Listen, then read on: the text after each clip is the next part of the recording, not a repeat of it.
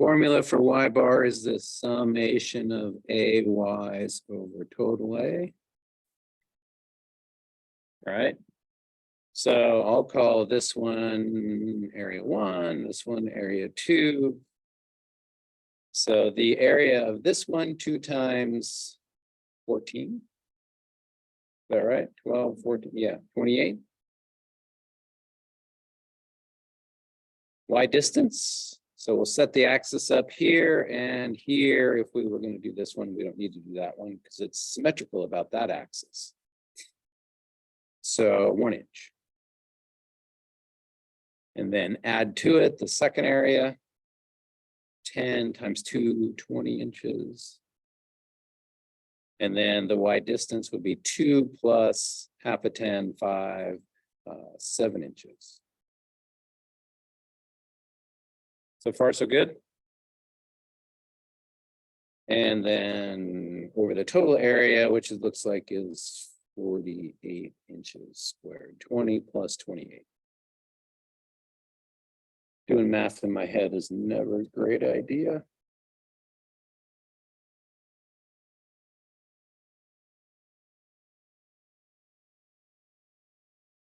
Hmm.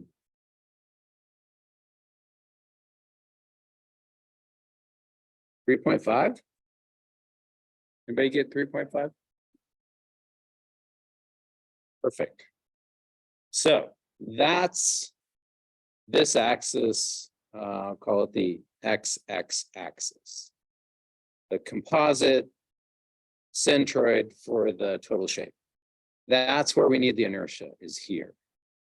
So to get that, you have to find the inertia of each shape about its own centroid. So this rectangle about its centroid, this rectangle about its centroid, and then transfer it, D2, transfer this one, D1, with that transfer formula.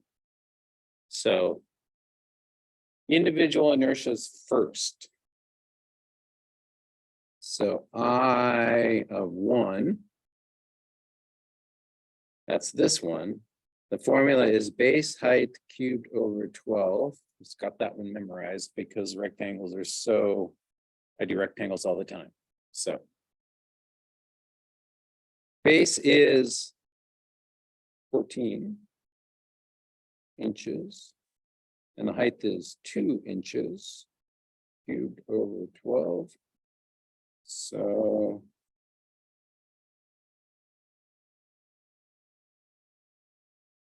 $9.33. Repeating. Anyone get that? Good, good, good. And then I2. And sometimes they put an O on here, and that's just origin of that shape, I think is what that stands for. But these are the inertias about their own centroids. So base on this one is going to be 2 inches. Height on this one's going to be 10 inches, much stronger. And 10 to the 3rd power. 166.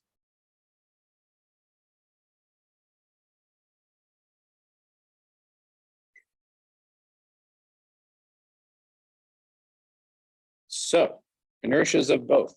Got them. Now we have to transfer it. And that transfer formula was I equals I sub O, that's the inertia about its own shape, plus AD squared. That's the inertia transfer formula.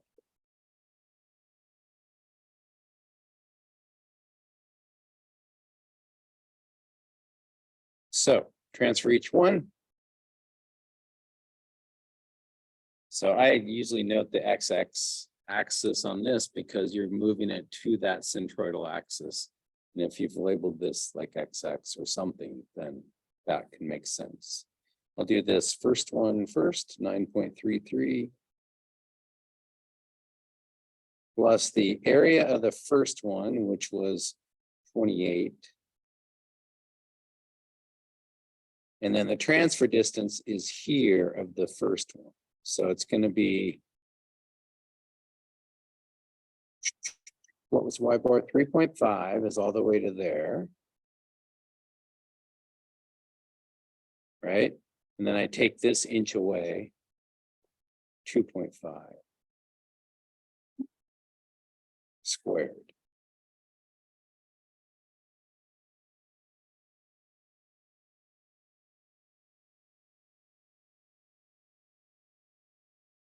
All right.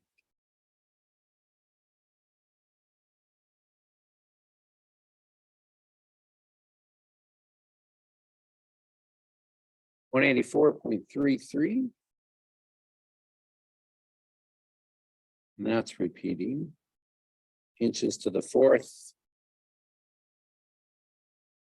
Inches squared times inches squared, inches to the fourth plus inches to the fourth.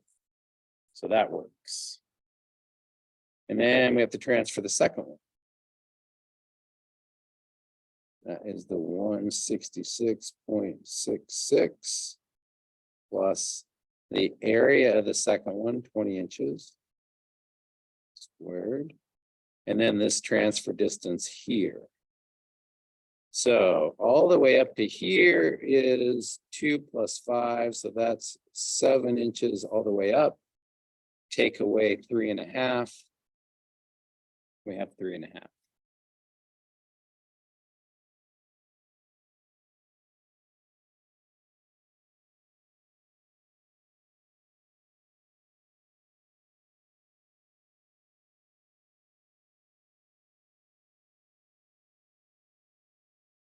Four 11/6s. Repeating inches to the fourth. Now they're both at the x-axis. We can add them up. They're in the same location. So that's the only time you can add inertias is when they are at the same location. Plus 596.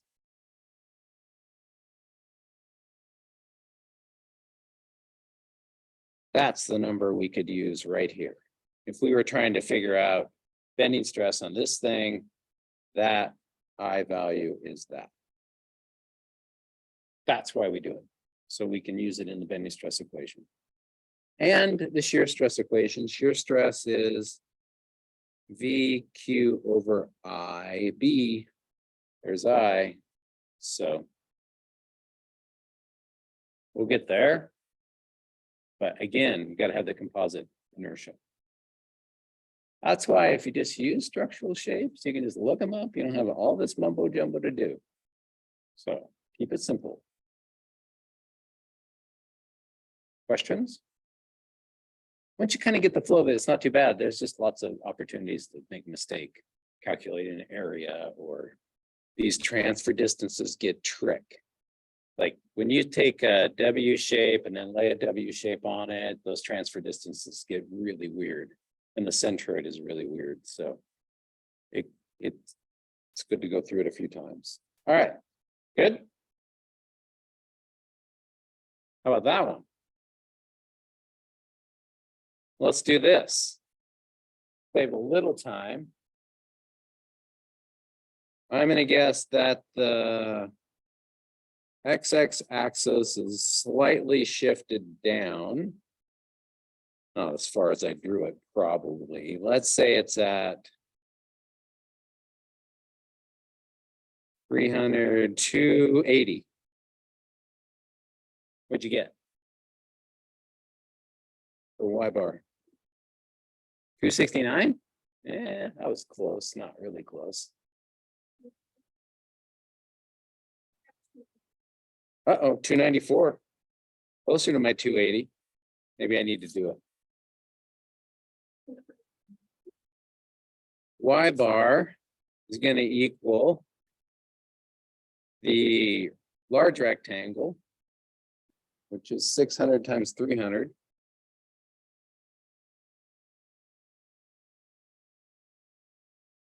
$180,000.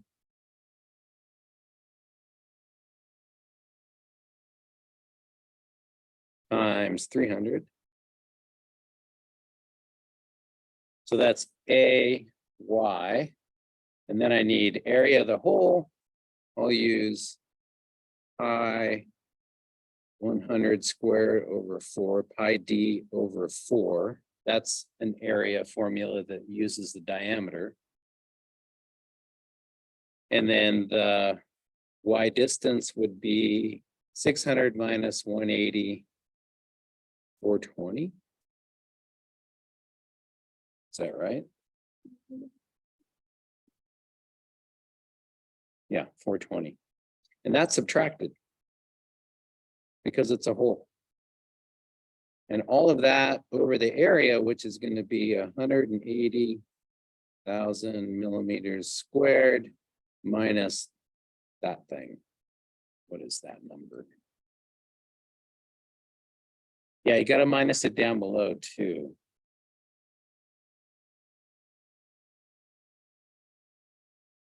It's like it's 7,853. 0.9816.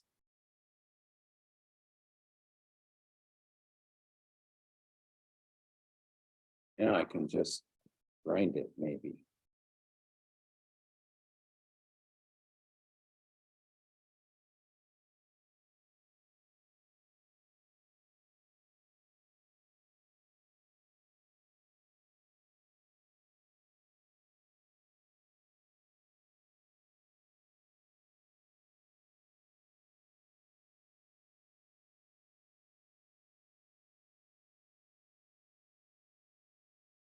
$94.53.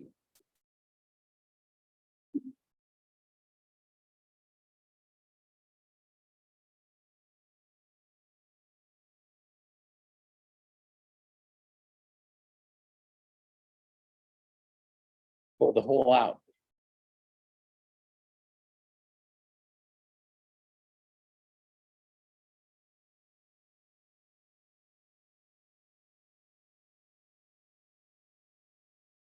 All right, once you got that, then you can go for the inertias. So we need these individual inertias. I think I called the rectangle shape 1. So I'll do I of 1, base 300, height 600 cubed over 12.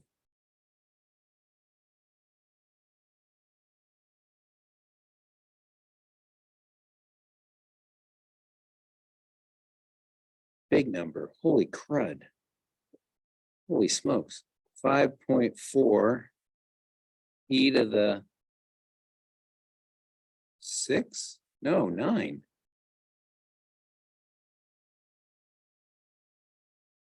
5.4, 1, 2, yeah, e to the 9. E is exponential. So it's like writing it 5.4 times 10 to the 9th. Yeah. So E just stands for exponential. It's a way to write big numbers small. Oh. All right, I2. I don't know the inertia of a circle, but I got my book, and it's the back cover of the book.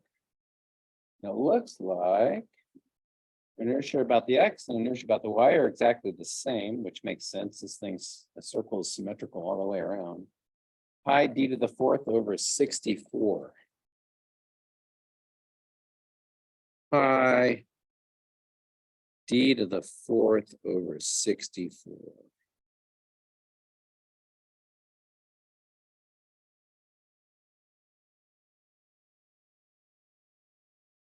It's a big number too.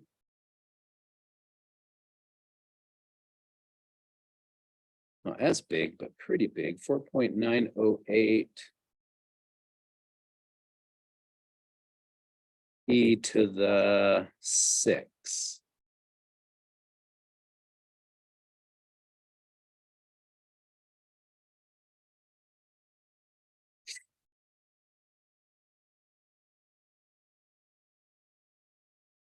Then we need those transfer distances.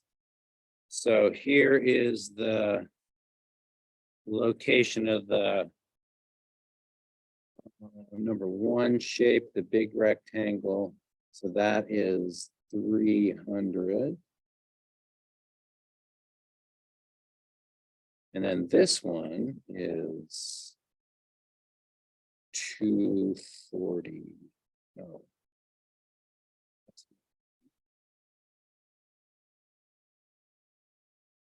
654 20. Right? 600, 500. Yep.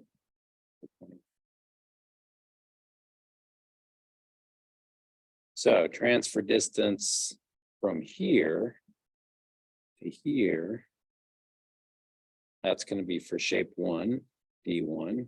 And then from here to here is shape 2, D2. So it gets like, that looks complicated. So you just got to be careful. The difference between this one and this one is the 294 and the 300. And then between this one and this one is the 294 and the 420. So just be careful with those. D1's pretty small.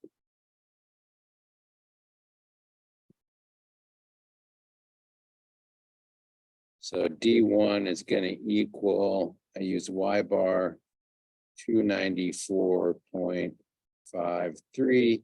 And then the distance up to the large rectangle is 300. So it's the difference between those.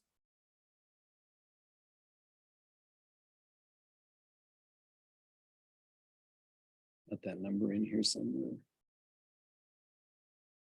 Whoops.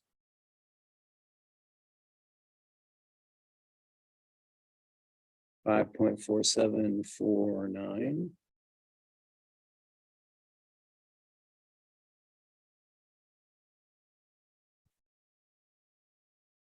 And the other one is the 420, take away the 294.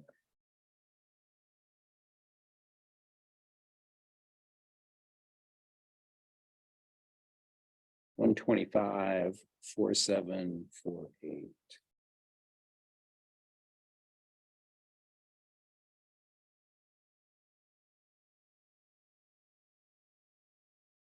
So that is the 4.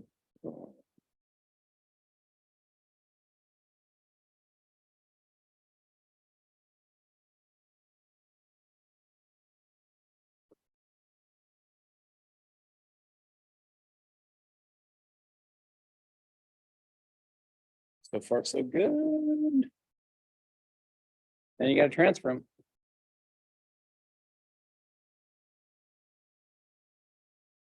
We have a quiz this Friday, and there'll be one of these on there. So I'm gonna make sure you dial it in. All right, so the transfer distances to these, to the XX axis.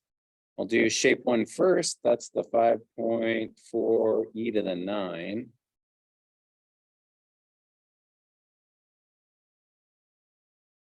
Millimeters to the 4th. Like that one needs to get bigger, but it's going to get bigger. Plus area of that first shape, which was 180,000. Metric system generates these huge numbers. And then the transfer distance of the first one is the 5.4749 squared.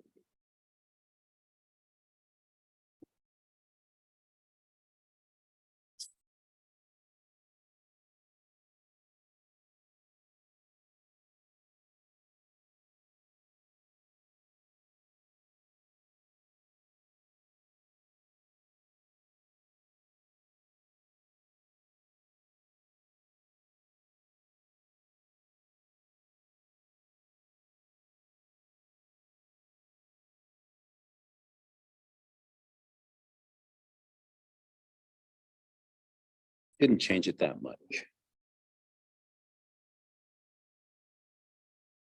369, yep.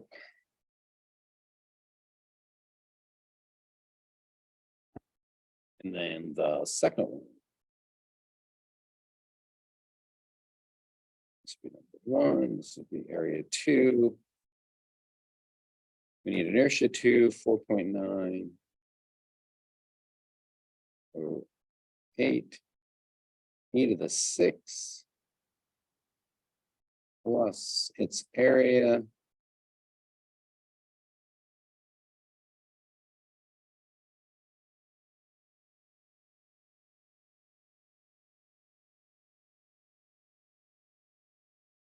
and its d distance 125.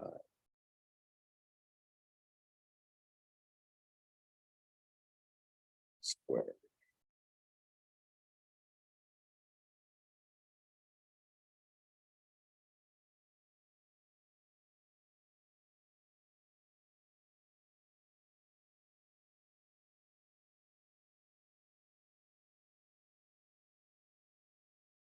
Get 128 e to the 6.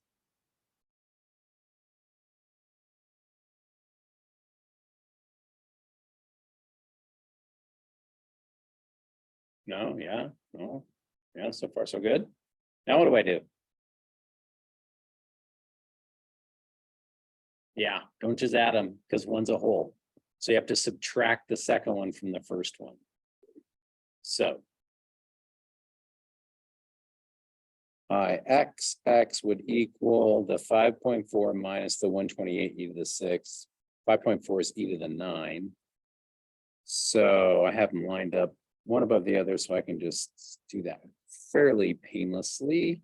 And it becomes 5.28 e to the 9 millimeters to the 4th. Wowza. It's a lot of numbers flying around.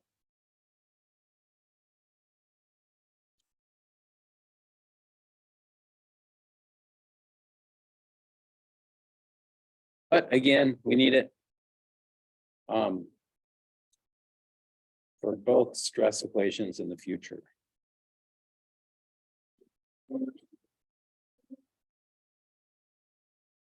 The good news is when we get to stresses, I won't make you do this anymore. I'll just give you the inertias. All right. The bad news is you'll forget how to do this when it actually comes time to do it like somewhere else and you'll have to remember. So we'll do it now and then kind of just to remember it. But once we get into stresses, then we're just going to focus on calculating stresses and we'll be given the inertias. Even if it's a complex shape, we'll be given the inertias and the neutral axis and go from there. So yeah, normally, I very seldom have I ever stacked anything. And if I do stack it, it's like I'm reinforcing the web of something. And those are already lined up, so you don't have to transfer them. I make it clear, fabricators center this stuff up. So normally you don't have to do it. Yeah.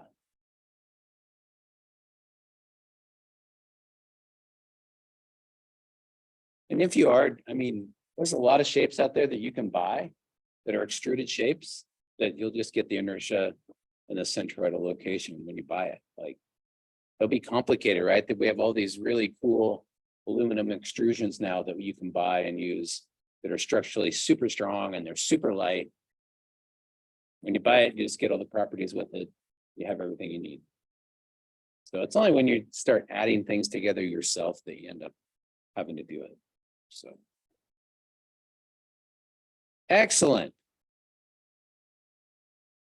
Questions? Think you got it? Got it good enough? Good enough for now? All right. Let's talk about stresses and chapter 9, because I think you have homework in that. So let's look. Yep, 9, 2, 3, and 6. Chapter 9, finally. That's what I say, finally. So 9's a pretty big chapter because it starts into stresses, and it really just wants you to come up, kind of learn the basic concept of stress before we get into like the individual ones. But the easiest one, they start with the easiest ones, and then they'll go to more complicated ones. So like in this chapter, I think they're going to do If I look at the beginning of the chapter, direct stress, shear stress, and then strain, I think. And that's it. So then when you go on to chapter 10, which I think is material properties, yeah. And then down the road, chapter 12 is bending stress, which gets a whole chapter to itself. So in the beginning, we're just really trying to understand what stress is and then how we use it. And we essentially use it by comparing it to the properties of materials.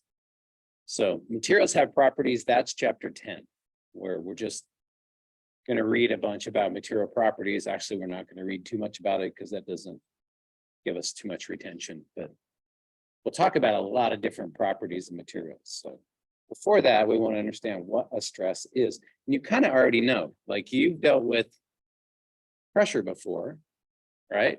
Most of us have aired up our tires to some PSI.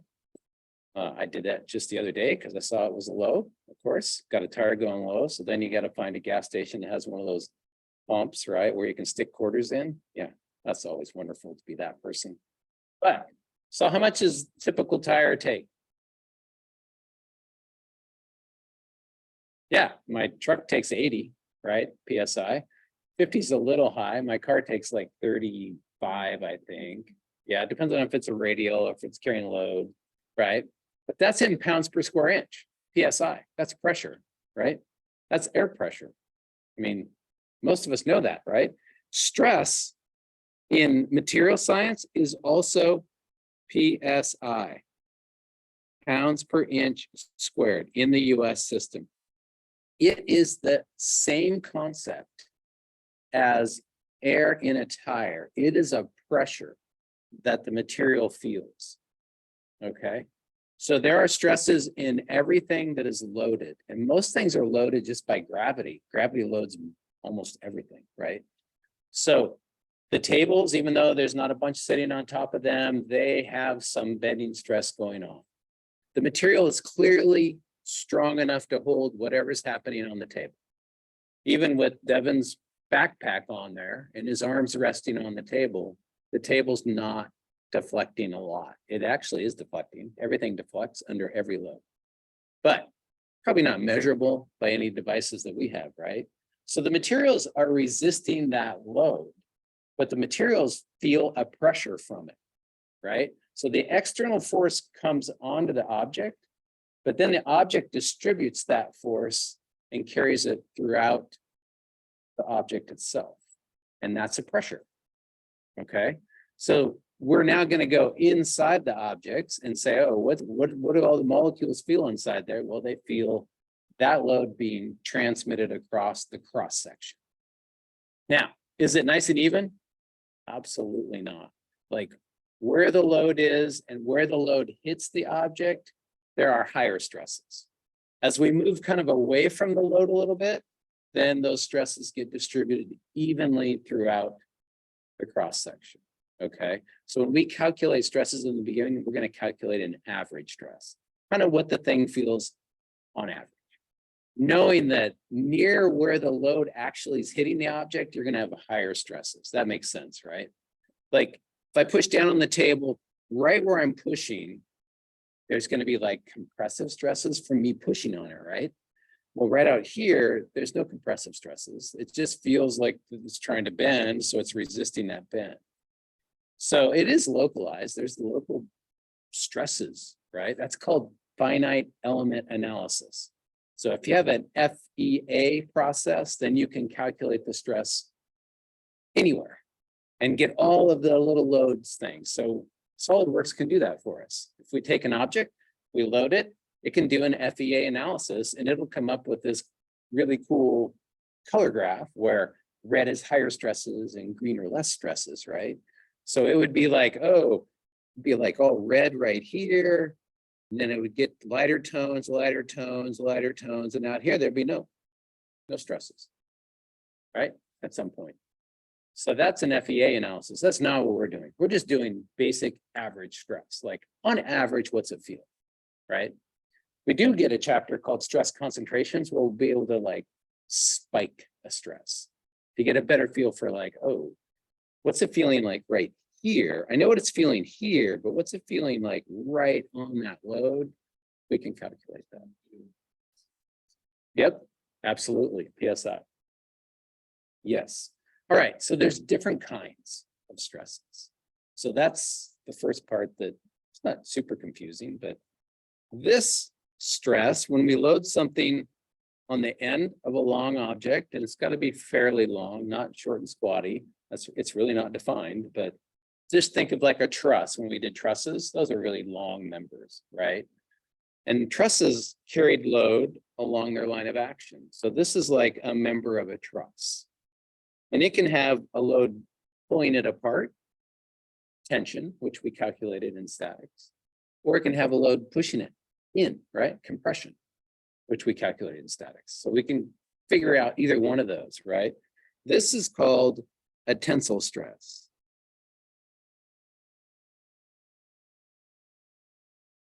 If it's pulling away, or a compressive. So this one loading condition can be tensile or compressive. It can also be called direct.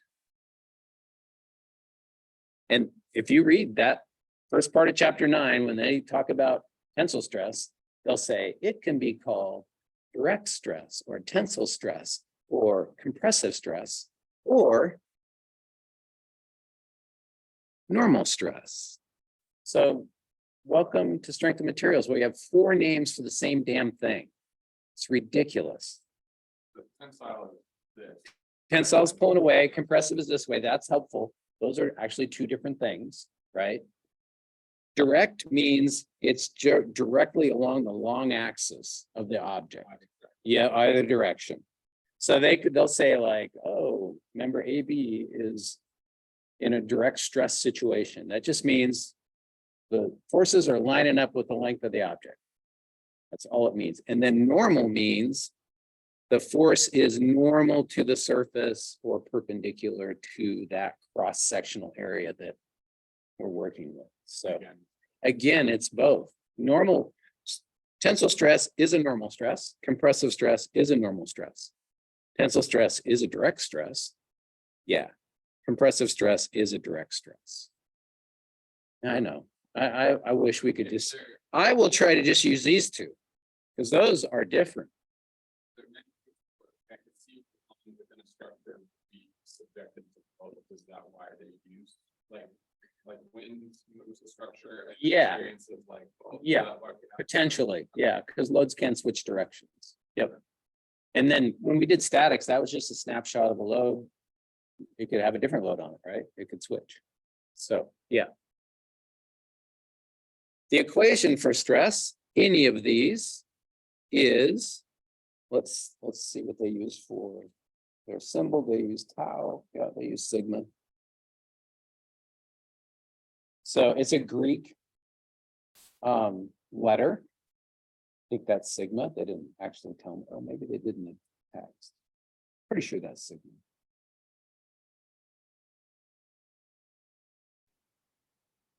So then it would either get like a C or a T, not both. C for compression, T for tension, right? And it's load over area. And this is average. So I do want to emphasize that. It's an average load that the cross section is feeling. Okay. Sigma? Yeah. That's actually a pretty good sigma for me. This is it in the book.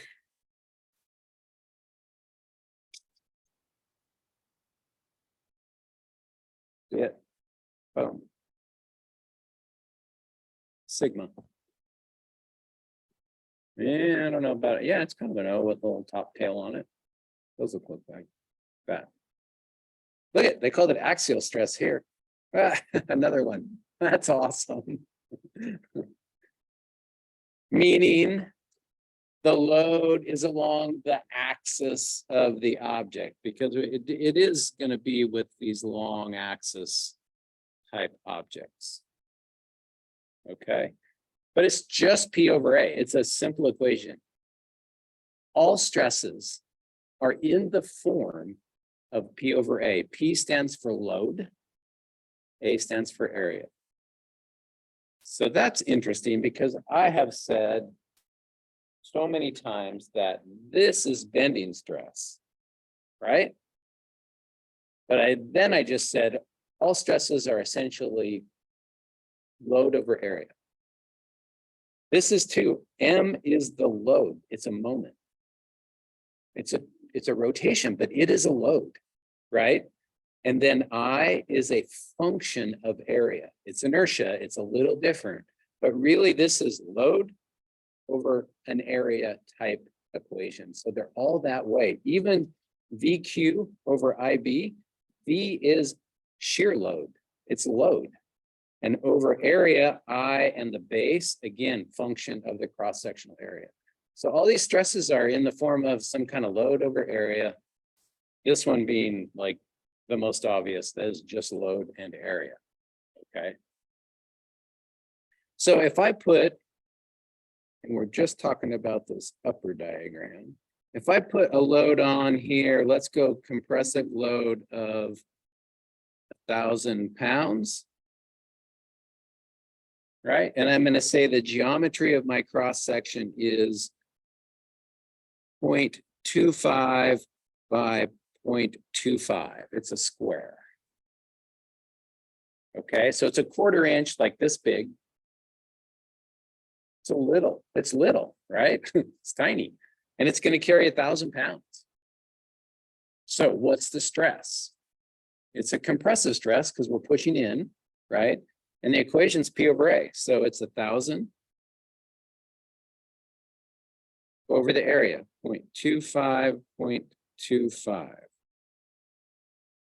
So it's pounds over inches squared, right? What's that number?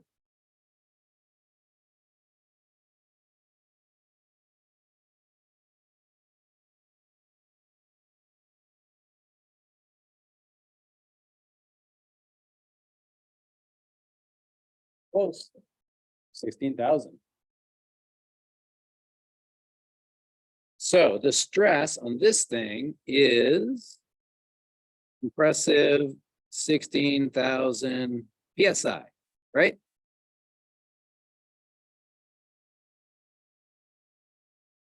That's what the fibers are feeling when we yank on, when we push on this thing 1,000 pounds. Make sense? Is that good or bad? Probably depends on what it's made of exactly. Good question. Like, great question. Is it good or bad? It's the factor that we use, like from the material, like the feel. All right, let's talk about that. Let's say it's made of wood. Doug fir. What does Doug fir think of 16,000 PSI? Tensile stress. Well, it's in the back of the book. Used to have a little tab for it. There it is. One of the tabs. Design values for timber. Here it is. And we got to find the kind of stress that we have. What was our stress? It was a compressive stress, right? So that looks like, notice the wood is kind of wacky because it has these grains, right? It has parallel to the grain and perpendicular to the grain. So we have to think about how trees grow and how the grain is, right? So trees grow long. So if you're going to make something like this out of a tree, you're going to make it out of the length of the tree, correct? We're probably not going to go across the tree. It won't get very long, especially this day and age. The trees are like this big. So here's the grain, right? It's in the long direction of the structural piece. So is our load parallel to the grain or perpendicular to the grain? Parallel. Yep, parallel to the grain. So that value is what? dug for parallel to the grain. That's this first one. So it's F sub C. F sub C is 1050. What's the unit? PSI. What did we just calculate? 16,000. Yeah, what's our piece of wood think about our 1,000 pounds? Doesn't like it.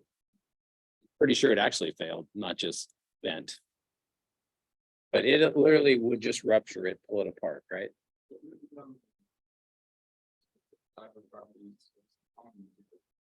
Yeah, so let's say now let's say it's made of mild steel, A36. So mild steel is what we call A36. ASTM A36 is the top one. And it's the most common steel. So if you go buy a piece of steel at Ace Hardware, you're getting A36. Unless you're paying a lot of money, then you're getting stainless steel or something like that, right? Or hardened steel, right? All these different steel alloys, which we talk about in chapter 10. A36 is the most common. And it has a tensile yield strength, which we also talked about in chapter 10. That's F sub Y of 36, but what's the unit? Kips per square inch, and kip is 1,000 pounds. So it's 36,000 PSI. And we calculated 16. So if our little membrane cord is this big, 1,000 pounds. Damn, that's awesome. That's why we love steel. We love it. It's phenomenal. And it's cheap. You just rape the earth, and you make steel. It's perfect. But we calculated 16,000. The tensile yield, it starts to literally permanently deform at 36. So we're 2 factors under that. It's factor safety of 2. It's not great, but it works, right? It didn't give us an alternative compressive, right? And that's, that's just the book. We could look one up. It's going to be a little different, but not a lot. Steel kind of acts the same in tensile and compression. So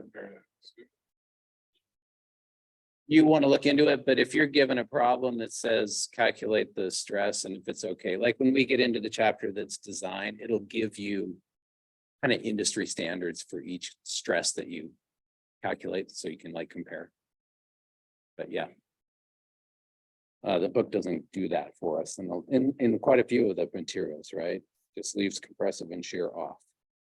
So if compressive and shear is gone, you compare it to yield, because that is a yield point for the material, whether it's compressive or tensile. So for ultimate. So tensile yield. So yield stress is when it permanently deforms. Bad. That's bad, right? You don't want anything to permanently deform. If you're under 36,000, if we apply 16,000 to our little piece of steel, that thing's deforming, like it's stretching. And you'll see, I'll show you videos. It literally stretches like a rubber band. Steel is awesome because it has this ability to yield and then come back. So it's elastic. It has great elasticity. If you go past the yield stress, then it permanently deforms, and that's no bueno, right? That's bad. Yeah. Yeah, no, if you can take a lot of things like my ruler, it's incredibly elastic, like check it out. But then I go like that, and it goes right back. It's got great elasticity, right? If I went far enough, that's past the yield. That's a problem. It didn't fail. Again, that's why we love steel, is it'll permanently yield and not fail. So it gives you lots of indication of failure before rupture. Rupture is this. And that's catastrophic, and we don't want that. That's, somebody's getting hurt if we have this happen. But that's this column, ultimate. So we don't ever use ultimate as our design limit because ultimate is like, that's the plane, just like the wing flying off, right? We don't mind the wing going like this when we're flying in a plane. You're going to go on a plane, sit next to the window and look at the wing. Unbelievable. It's like the more you learn about engineering, the less you like it. Let me tell you, like, holy crap, it's like a duck out there. Oh, it's unbelievable. So all of that is good deformation, right? That's not yielding, that's just elasticity, which they build into that kind of system. You know, if you hit a big bump and the wing stays up like that, then you're past the yield and we have permanently deformed. That's not good, right? So that's this number is when it actually fails. This number is when it permanently yields, and we want to be factors under this number, right? Because we don't want anything to permanently yield and won't go back to its normal shape. You get a traffic jam on a bridge and it permanently yields, then the bridge is like this from now on. Is like, that's not going to work, right? All right, excellent. Ooh, we're doing good. I think you just have tensile and compressive, but shear is another stress. So I just want to talk about it real quick. Shear is the function of a load down and a load up, right? And it's going to literally shear it off. So there's actually things called shears, like in fabrication shops, and they actually cut metal. It literally is just a big machine creating a bunch of force in a short amount of length, right? It just shears it off. Okay, that's called a shear stress. That is also P over A, but the area is going to be the failure area. Okay, so here's another example of shear. If I take and I pull this at 2000 and this at 2000, and these two are bolted together, those bolts are acting in shear. And you just think about if it failed, well, what would happen? What would fail? The two bolts would literally just shear off. The bolts aren't going to bend. There's no room for it to bend. They're literally just going to go separate. Does that make sense? These two are not glued or bonded or welded, right? It's just being held by two bolts together. This is how your fuselage is put together when you fly in your plane. When you get on, check the little rivets. And if one's missing, don't get on. I always do that. I hesitate right before I step into the plane because right around the door, you can see all the rivets. I'm like, there better not be one damn rivet missing. So check that when you get on, right? So that's shear when this is being just taken out. Now, if we loaded the bolt this way, then we're back up here to tensile stress on the bolt. Okay, so that's just multiple stresses. It's still just, guess what? P over A. Just P over A, whatever is going to fail for now. Make sense? And then, of course, you wouldn't know if it's good or bad unless you know the material. But bolts can carry a phenomenal load in shear. So if you're building something in the garage, don't go get a 1/2-inch bolt. Holy crap, that thing will carry 4 tons. A little 1/4-inch bolt will carry an enormous amount of shear. So, but we'll calculate. All right, you're good. Calculate some stresses. See you on Thursday.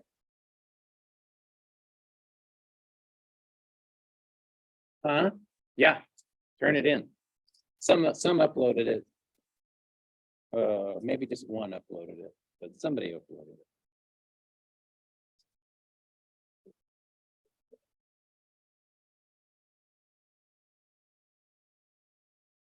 We'll figure out what it is.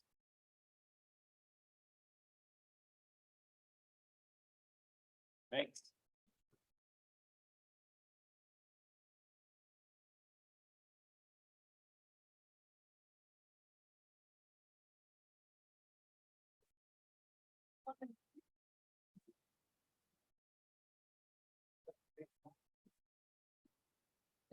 All.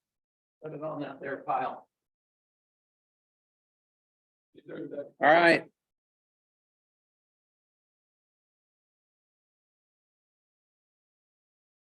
a little bit worried about him. Ben, where are you? Ben, come to class.